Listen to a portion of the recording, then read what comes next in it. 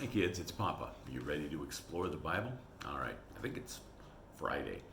Anyway, take your Bibles and turn with me to number 17. Number 17. We're going to see once again something more about the children of Israel. And once again, it's kind of a sad story, but it teaches us something.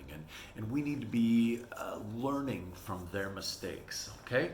But in Numbers chapter 17, the Lord spake unto Moses, saying, are you there already? Moses chapter 17.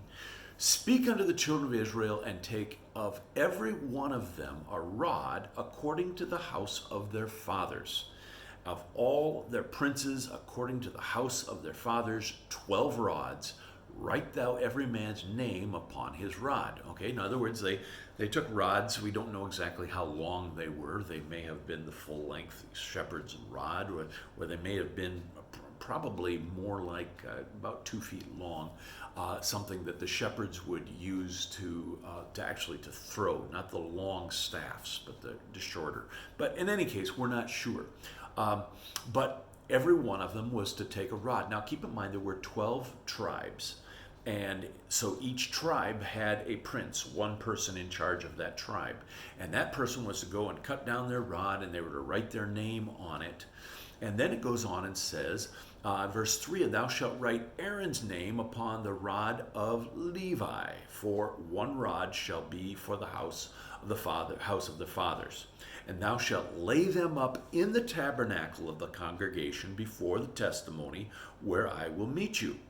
And it shall come to pass that the man's rod whom I shall choose shall blossom. And I will make to cease from me the murmurings of the children of Israel, whereby they murmur against you. And so he's saying, listen, I'm going to choose one of these rods, and thereby one of these men, through whom I'm going to speak to y'all. And God said, so bring these 12 rods. So they did. And they brought those 12 rods, and they took them into the tabernacle, and they put them before the Ark of the Covenant, we believe. And notice in verse 8, take a look at verse 8. It says, and it came to pass on the morrow, Moses went into the tabernacle of witness, and behold, the rod of Aaron for the house of Levi was budded and brought forth buds and bloomed blossoms and yielded almonds. Now, it did all of those things on this one rod. Now, the interesting thing is that almond trees don't do all of these things at the same time. First of all, they bud, and then they blossom, and then they are pollinated, and then the almonds come forth, okay, and they bear almonds. So this takes several months, okay? But here we see that this one rod had all of these stages of growth on it, and the other rods had nothing, okay? So who did God choose? Well, obviously, he chose Aaron and the tribe of Levi.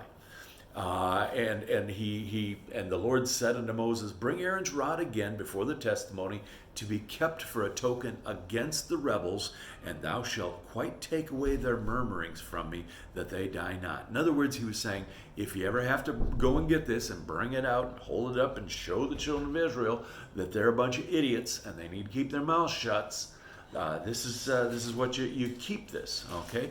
And we are led to believe that rod kept in the tabernacle, the Ark of the Covenant, was continually in a state of blossoming and budding and bearing fruit. Interesting.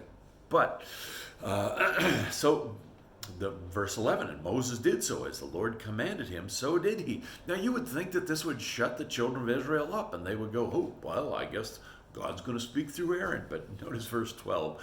And the children of Israel spake again to Moses, saying, behold, we die, we perish, we all perish.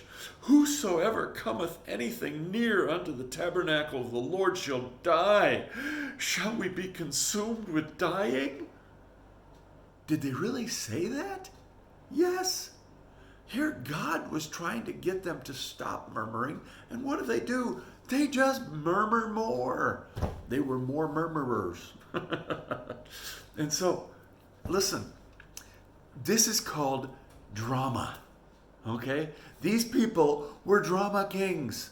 All they had to do was open their eyes, realize what was going on, and say, oh, okay, we've learned from this. But instead, they didn't. Instead, they went and produced all of this drama. Now, here's the thing I want you to learn, okay? When you are confronted with truth, you've got two choices. You can either learn or you can be dramatic, okay? You can produce all of this drama and say, oh, and you can twist the truth and throw it back in the face of the person who's trying to teach you. But listen, that's never going to do you any good. So you've got two choices. You can either learn or you can do drama. Your choice. Don't do drama. Okay? All right. Love you guys. We'll see you later. Bye-bye.